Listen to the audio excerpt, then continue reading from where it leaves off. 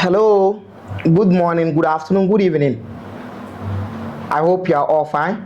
Greetings to you all. Thank you very much for being with us. Thank you for sharing our videos. Thank you for commenting on our videos. Your suggestions are welcome.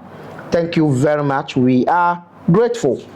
Yes, without wasting too much time, let's proceed from where we stopped in the last video.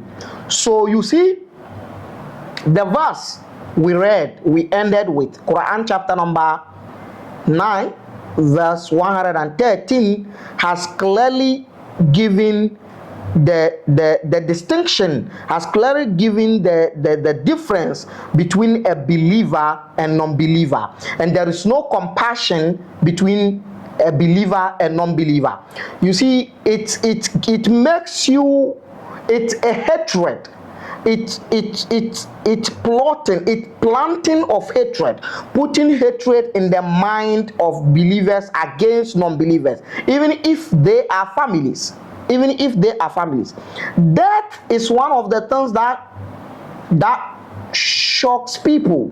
It's one of the things that when it happens, it changes the mood, it changes the emotions of people, it changes everything about the surrounding, the environment, the vicinity, the family, and everything.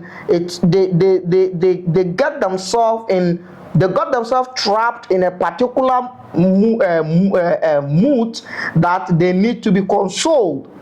But for you to have someone in your family who believes that you don't deserve their compassion, you don't deserve their mercy, you don't deserve their enthusiasm when you are departed, when you passed on, even if it is a family member, it's really serious. It's really serious.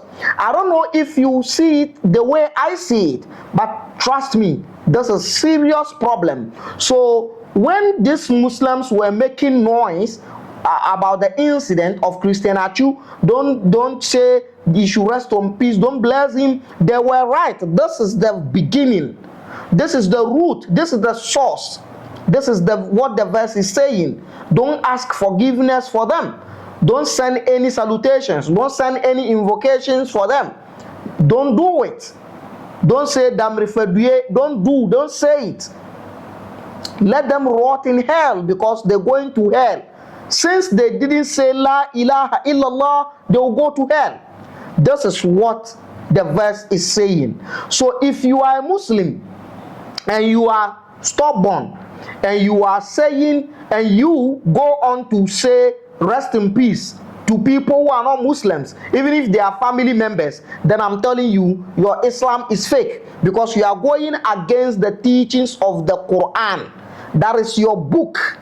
That is your book. And then the next verse that followed, only the death of the idol worshipping uncle who gave Muhammad protection and security, only in his death 2 verses were revealed. First one was the one we just read, Quran chapter number 9 verse 113, and second one is Quran chapter number 28. Quran chapter number 28, Surah Al-Qasas verse 56. Innaka la tahdi man ahbabta. You cannot guide those that, or anyone that you love. Walakin Allah yahdi man yasha. It is Allah who guides whoever He wishes. Whoever He wishes. Man yasha. Whoever He wishes. Now, the Allah that guides whoever He wishes decided to guide Umar, decided to guide Abu Bakr, decided to guide Hamza, and decided not to guide Abu Talib, but yet he will burn Abu Talib in hell for him, Allah deciding not to guide him. This is stupidity at the higher level. Does this sound like a divine being to you? Let's proceed. Now, something funny followed up. So we've established here that the uncle has died. So the whole atmosphere in Mecca is going to change against this fictional character called Muhammad. Now listen. Still, Ar-Rahiq al-Makhtum, page 118. He says, وَلَا حَاجَةَ إِلَى بَيَانِ مَا كَانَ عَلَيْهِ أَبُو طَالِبْ مِنَ الْحِيَاطَةِ وَالْمَنِعِ. There is no doubt, or there is no need to explain the strength and the protection Abu Talib has and the influence. فَقَدْ كَانَ الْحِسْنُ الَّذِي اهتمت به الدعوة الإسلامية من هجمات الكبراء والسفهاء. For Abu Talib was hisn wall. He was hisn. He was citadel. Yeah, this is the word I was looking for. Abu Talib was hisn, citadel. Citadel that protected Da'watul Islam, the preaching of Islam, with his idol worshipping ideas, with his idol worshipping energies. He was a citadel for Islam. Okay, min hajamatil kubara, from the attacks of the elders of Quraysh wa sufaha, and the fools of Quraysh. ولكنه بكي على ملة الأشياخ min ajdadihi, but he remained on the religion or on the tradition of his ancestors. He stuck to the tradition of his ancestors. Falam yufli kullal falah, so he didn't succeed because he died as an idol worshipper, so he's gonna go to hell. An idol worshipper provided security and protection to Muhammad.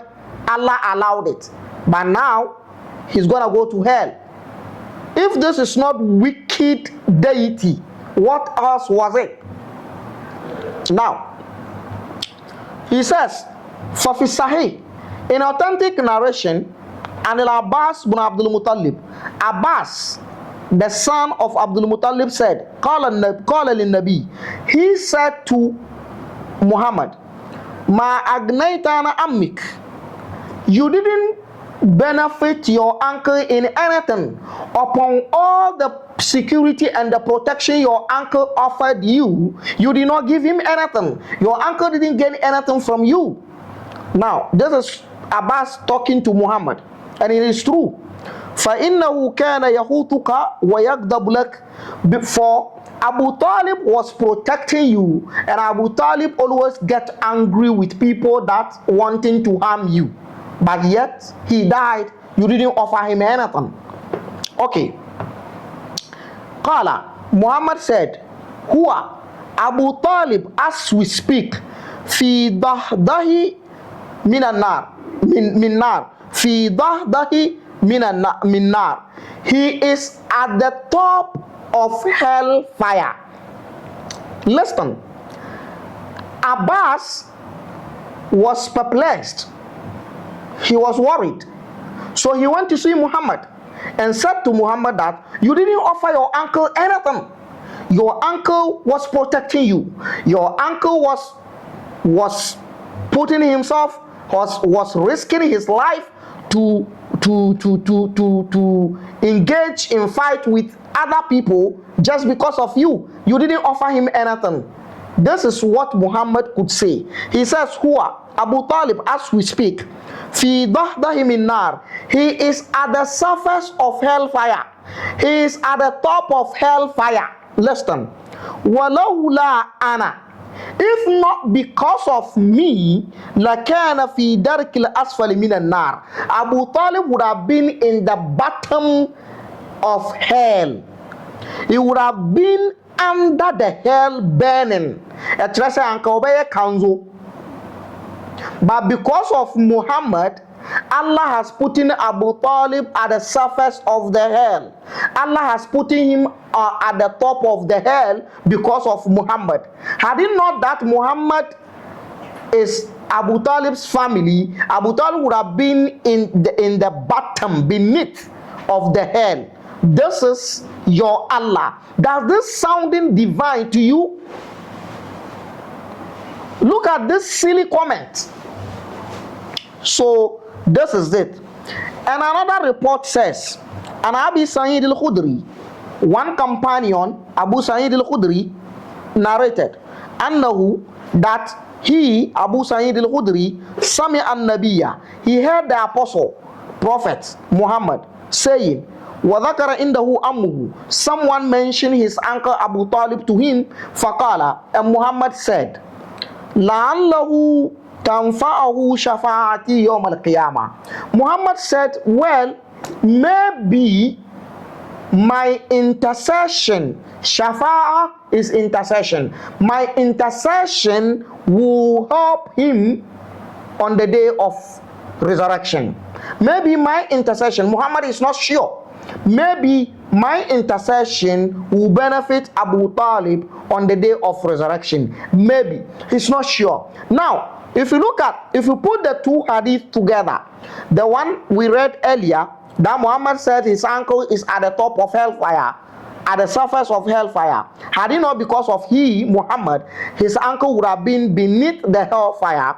And also this one that we just read, you feel that it's like people were worried. People in Mecca were worried. The fictional people in Mecca were worried about Abu Talib, especially after hearing this wicked verse being revealed, this hatred verse being revealed, Quran chapter number 9 verse 113 being revealed. They were worried. Why would someone protect you all along and the person who die and you tell us that is going to hell? So people were complaining, people were lamenting, and he says, and then Muhammad is finding a way, flimsy excuses, trying to please them. So he says, لَعَلَّهُ تَنْفَعُهُ شَفَاعَتِي يَوْمَ الْقِيَامَةِ, maybe my intercession will help him on the day of resurrection. فَيُجْعَلُ, then he will be placed فِي ضَهْدَهِمْ مِنَ النَّارِ, at the top of hellfire, تَبْلُغُ كَعْبَيْهِ, and the hellfire will only burn him from his lower part to his shoulders. It will not burn his head. What is the difference between fire burning one from the lower part of their body to the shoulders and burning them fully? What is the difference? This is the silly things you write here. I didn't write these books. It is your malams. This man that wrote this book took an award for this book. Look at the nonsense. Look at the nonsense. And yet still you don't know. You are refusing to see that that is a man-made thing. If you will not think, it's your own case. So this is the issue of Abu Talib. So in the 10th year of Islamic message, Abu Talib died. The pillar, the backbone of the fictional character Muhammad died. Now, another caption, Khadijah ila rahmatillah. Now, when the author want to mention the death of Abu Talib, he says Wafat Abu Talib, the death of Abu Talib. But when he want to mention Khadijah's death, he says Khadijah ila rahmatillah. Khadijah has gone to the compassion, or Khadijah has passed on to the mercy of Allah, because she's a Muslim. Stupidity at a higher level. Hatred, religion full of hatred. That is why go to Zongo community and see. Forget about seeing them standing in the same row in the mosque. The hatred between them in the community is high. We've seen it. We've been there. When Muslims want to fight between themselves, when Muslims are having grudge between themselves, it will shock you. It will shock you. Well, it is not surprise. It is not surprise because the same thing happened between Muhammad's students. Radiallahu anhu, they were fighting each other. What else do you expect if the wife of Muhammad could wage a war against his cousin Ali? What else do you expect? What else do you expect? This is Allah's people. People, you see, Allah loves people who fight. Allah loves people who hate kafiris. Allah loves people who hate non-believers. So the more they hate you, the more they are rewarded by Allah. That is the true color of Islam. The more they hate non-Muslims, the more they are rewarded by Allah. This is the true color of Muslim. So we don't have original Muslims in Ghana. It is only few of them. Those that are chasing me, those that want my head. It is only few of them. This is what Islam is. Just go and read the verse we just read. Quran chapter number 9 verse 113 and ponder over it. Now, the death of Khadijah. Now he says, still Rahiq al-Makhtum, page 117. وَبَعْدَ وَفَاةِ أَبِي طَالِبٍ. After the death of Abu Talib, بِنَاهُ شَهْرَيْنِ or بِثَلَاثَ أَيَّامٍ. After 2 months after the death of Abu Talib, or 3 days after the death of Abu Talib. So the reporter is confused. He doesn't know whether it is 2 months after the death of Abu Talib or it is 3 days after the death of Abu Talib. Ala ikhtilaf al-qawlayn. There's a confusion. There's a confusion about this. Tuwfiyat Ummul Mu'minin. The mother of believers died. Khadijah al-Kubra. Khadijah, the noblest. وكانت وفاتها في شهر رمضان في سنة العاشرة من النبوة. She died in Ramadan in the 10th year of the prophethood of Muhammad. ولها 65 سنة. She was 65 years old when she died. ورسول الله إذ ذاك في 50 من عمره. She died at age, Khadijah died at the age of 65, and Muhammad was 50 years at that time. Yeah. Okay. Inna Khadijah كانت من نعم الله الجليلة. Now he start to praise her. She is a blessing to Muhammad. بقيت معه ربع قرن. She stayed with him half a century. تهن عليه ساعة قلقه. She support him in his sadness. وتوازره في أحرج أوقاته. When he is under pressure, she supports him. Okay, until he got to where he says, وتواسيه بنفسها ومالها. She was helping him with her money and herself and her strength. That is it. She was a sugar mommy to him. يقول رسول Muhammad said, آمنت بي هنا كفر بي الناس. Khadijah believed in me when people did not believe in me. وصدقتني هنا كذبني الناس. She trusted me when people didn't trust me. وأشركتني في مالها هنا حرمني الناس. And she support me with her money when nobody is willing to support me. ورزقني الله ولدها. And Allah has given me children from her. وحرم ولد غيرها. And Allah has stopped any other woman to give me a child. It's surprising. Are you not surprised that it is only Khadijah that delivered to Muhammad?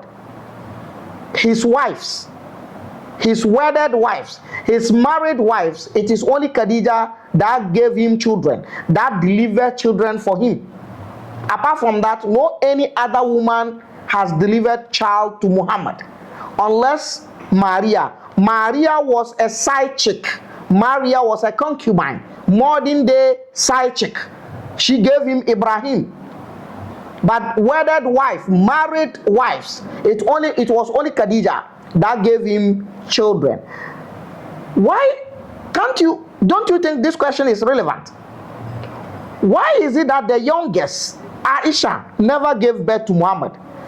Was it that Aisha has a problem? Was it that Aisha was infertile? Or what? What exactly happened that Aisha couldn't give birth to Muhammad? Anyway, that is a question for the gods. Now he says, so this is the whole issue. Now, in the same year, in the 10th year that he claimed he's a prophet, 2 of his uncles died.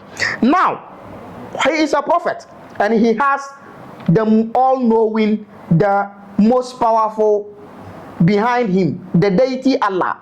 Now the question is, did the deity Allah knew that Muhammad's uncle is going to die that year?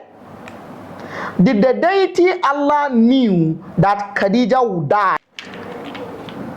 Don't you think these questions are important? Did the deity Allah knew that Khadijah would also die in the same year? Well, I leave the questions for you. So this is what transpired. Now, let me take you to the last point I want to read here. Now, this is the point. Az-Ziwaj or Az-Zawaj Bisawda. He married. After Khadijah died, Muhammad got married. Now listen. وفي شوال من هذه السنة سنة عاشرة من النبوة. The same year that his uncle died, the same year that Khadijah died, he married in the same year. But this is the irony of the thing. Khadijah died in Ramadan, the 9th month of Arabic calendar, and he married in Shawwal, the next month. Khadijah died in Ramadan, the next month he married. So 9th month of Arabic calendar is Ramadan. So Khadijah died in the 9th month. In the 10th month, Muhammad married. Does this raise an alarm? Don't worry. Now, في شوال تزوج Rasulullah, the apostle of Allah, got married. Saudata bintu Zama. The woman he married is known as Sauda bintu Zama. Sauda bintu Zama. كانت ممن أسلم قديما. Sometimes I used to explain the meaning of these names, but now I will not do it again. I'm giving you that knowledge free. If you want the meaning of your name in Arabic, pay me. I would have tell you what the meaning of Sauda, because you have a lot of Sauda in Zongo community and they don't even know what it means. I remember there was an incident. One of my friends, close friends, died. He's late now. His wife gave birth to a baby girl, and then they named her Maliha. And one of big malams of the area said Maliha means salt. So why did they name the girl Maliha? Why did you name human being salt? This is what happens when you took another person's identity upon yourself. Had it been that he has named the girl in his own language, at least people will ask him and he will explain. Well, Maliha in that context is not salt. It means the beautiful one. Anyway, that's just by the way. So he says Muhammad married Sauda in the same year. The 10th month. Khadijah died in the 9th month. In the 10th month, Muhammad married. كانت ممن أسلم قديما. Sauda accepted Islam early. وهاجرت الهجرة الثانية للحبشة. And she was part of the runaway Muslims who ran to Ethiopia at the second time. You know, they went and came back. So when they were going back at the second time, she followed. وكان زوجها سكران بن عمرو. At that time, she was married. The husband is known as Sukran bin Amr. وكان قد أسلم وهاجر معها. He was also a Muslim and he traveled with her to Ethiopia. فمات بأرض الحبشة. So the husband died there, and some of the scholars said no, he came back to Makkah to come and die. So when he died, Muhammad married her after the death of Khadijah. So this is what transpired. Now, Muhammad's uncle died. Khadijah died. Muhammad's uncle who was giving him protection died. Now the Quraysh stood up against him now. So there's a page here, there's a caption here in Araik al-Maktoum, page 118, if you want to read it. Tarakum al-Ahzan, the compilation of the compartment of the sadness of Muhammad. That is it. So this is what happened. Now let us see how Muhammad tried to find a way to protect himself from the people of Mecca after the uncle has died, because now that the uncle is no more there and Khadijah is no more there, the elders of Quraysh will show him shaggy. Now, when you go to the page of Ar-Rahiq al-Maktoum, page 125, there is this issue. Da'watul Islam kharija Makkah. Now Muhammad is trying to preach Islam outside Makkah. No, it's a lie. Muhammad was seeking allies and protection outside Makkah. This is the reality. Now, what did Muhammad do? Muhammad went to Ta'if, a place called Ta'if. That is where Muhammad went first. So Ar-Rasul fi Ta'if, he traveled to Ta'if. Here, I want to leave this book and pick another book and let's read something. Now,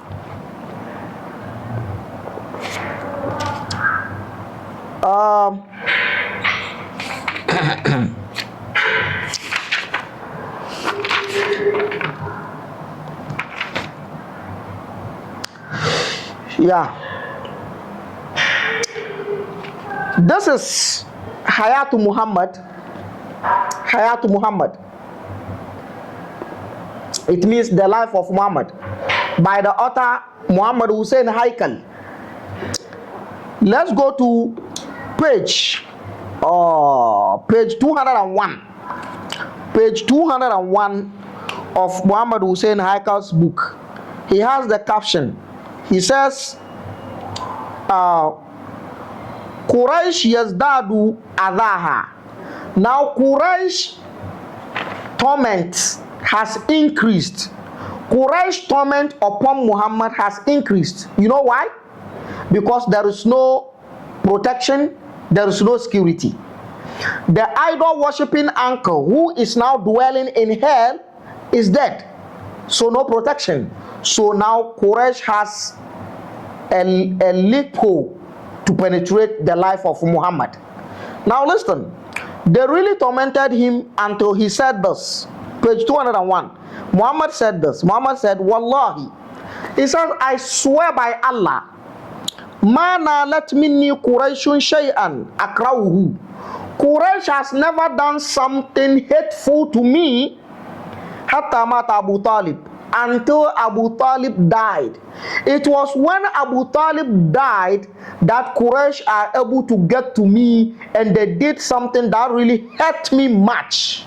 Yes, this is to prove to you that there is no Allah anywhere. The only person that was giving Muhammad protection and security all this while was the uncle. Now that the uncle died, no protection anywhere, no security anywhere, there is no Allah. That is why there was no protection coming from any deity called Allah. So Quraysh tormented him. So when the torment became too much, that is why he thought of going outside of Mecca to seek alliance. He was going to look for allies outside Mecca, because now there is no Abu Talib. He's now dwelling in hell, so he can't protect him anymore. He can't offer him security anymore. So Muhammad is looking for allies from outside, because they tormented him. If Allah were to be real, if Allah were to be existing, Allah would have protected him. Between the all-knowing deity Allah, the all-powerful deity Allah, who is more powerful? Who is more powerful? Allah should have given Muhammad protection 24/7. But after the death of Quraysh, Abu Talib, Quraysh tormented Muhammad. They tortured him, and he started thinking of having allies from outside. Now Muhammad, who is in the land of Allah, where Allah's shrine is, where Allah's black stone is, Allah couldn't protect him from Quraysh tormenting him. After his uncle, the idol worshipping uncle that was protecting him, died, Allah couldn't protect him. You that you are in Ashaman Zongo, Agbogloshi, Nima, Mamobi, Kasua, Kumasi, and all this African continent, it is you that Allah will protect. If you don't get this, then you will not get it again. It is you that Allah will protect. That is why the poverty in our community is too much. This is the reason. Because have you ever witnessed Muslims program? When you go to Muslims programs, see too much of prayers about money. Allebamu aziki, Allebamu aziki, Allebamu aziki, Fatiha da kulu wallah. Fatiha da alam nashira, Allebamu kudi, Allebamu kudi, Alle raba mu da talauci, Alle raba mu da talauci, Fatiha alam nashira. Then they will start. Then they will rub their face. Do you know what that means? When you go to Muslim programs, Allah give us money, Allah give us wealth, Allah give us wealth, Allah give us wealth. In order for Allah to answer them by giving them the wealth, they will say, let us recite Fatiha and Alam Nashira, chapters of the Quran, so that Allah will give us money, Allah will give us wealth. Yet, the community is the most poorest community in every society. Islamic dominated community is the most poorest community in every society. Islamic dominated countries are the most poorest countries in the world, except those that put development first before the religion. Don't come and write under my comment section that Dubai is Islamic dominated religion. Does Dubai look like Islamic country to you? Does Dubai look like Islamic country to you? Ask the people there. Does Dubai look like Islamic country to you? Do you really know what is happening there? Shut up. Shut up. So there is no Allah. You are praying in vain. You can never make it. The poverty will continue to torment you in the community. Just look at your community. So those that are rich, those that immediately the person is in Zongo and he start to make money, he will move out of Zongo. He will move, he will run away from Zongo community. Immediately the person start to make money, he will run away out of Zongo community. It is when you are fasting and you are hungry that the rich ones will give you food to eat and go and poo-poo. You don't have sense. You don't have sense. So this is the thing. So they tormented him. Because they tormented him, he was seeking for allies from outside of Mecca, because the ground is not solid enough for him in Mecca. There is no Allah. There is no Allah. Now, Muhammad Hussein Haikal, page 201. Muhammad Hussein Haikal, page 201. He explained, he says, فخرج إلى الطائف. But let me read it all. وكثرت مساءات قريش من بعد ذلك. There was too much pressure, too much torture from Quraysh towards Muhammad. Hatta daqa bihim zara'an, until he became tired of them. Muhammad became sick and tired with Quraysh. Where was Allah? Fakharaja, and he left. He lived out of Quraysh ila Taif. He moved out of Mecca to Taif. Wahidan, alone. Munfaridan, alone. Only him moved out. La ya'lamu bi amrihi ahadun. Nobody knows that he went out of Mecca. So he went out of Mecca secretly. He hid to went out of Mecca secretly. So he went out of Mecca. Yaltamisu min Saqif. He went to Saqif. The people of Taif are known as Saqif. He went there. Yaltamisu. He was looking for an-nusra, support, wal mana'a, and protection, bihim min qawmihi, from the people of Taif against the people of Mecca. He went to Taif to seek al-nusra, support, al-mana'a, protection against his people.